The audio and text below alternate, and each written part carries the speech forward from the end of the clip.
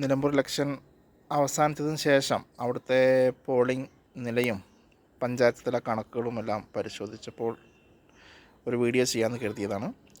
June 4 ഞാൻ യൂട്യൂബിൽ upload ചെയ്തൊരു വീഡിയോ ആണിത്. അതിൽ കൃത്യമായി പറയുന്നുണ്ട്, 2,32,300 വോട്ടിൽ നിന്ന് 75% പോളിംഗ് ആണ് നടക്കുക.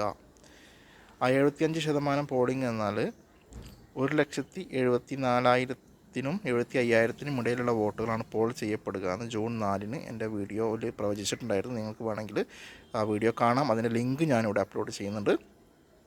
അതിൽ 10% വരെ വോട്ട് അൻവറും 8% വരെ BJPയും 6% വരെ SDP മറ്റ് നോട്ടയും മറ്റ് സ്ഥാനാർത്ഥികളും എല്ലാം കൂടെ ചേർന്ന് അങ്ങനെ 24% വരെ വോട്ടുകൾ മറ്റ് കക്ഷികൾ പിടിക്കുകയും ബാക്കിയുള്ള 76% വോട്ടിൽ ശക്തമായ മത്സരം നടക്കുകയും ചെയ്യുമെന്നാണ് ഞാൻ പറഞ്ഞത്. അതിൽ LDFന് ഏതാണ്ട് 40% വരെ 39 മുതൽ 40% വരെ വോട്ട് നേടാൻ പറ്റും. UDFനാവട്ടെ 36 മുതൽ 37 വരെ വോട്ടുകളും നേടാൻ പറ്റുമെന്നാണ് ഞാൻ പറഞ്ഞത്. അത്തരത്തിൽ നോക്കുമ്പോൾ 7,000-ൽ താഴെ വോട്ടുകൾക്ക് എം സ്വരാജ് ജയിക്കും എന്നൊരു വീഡിയോ ഞാൻ ജൂൺ 4 അപ്ലോഡ് ചെയ്യുകയുണ്ടായി.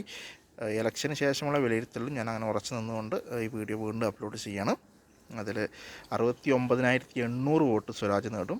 അതുപോലെ 66,500 വോട്ട് ഷൗക്കത്ത് നേടുകയും ഏതാണ്ട് 20,000 വരെ വോട്ട് അൻവർ നേടുകയും ചെയ്യും. അങ്ങനെ 3,000-നും 4,000-നും ഇടയിലുള്ളൊരു വോട്ടിൻ്റെ മാർജിനിൽ എം സ്വരാജ് ജയിക്കും.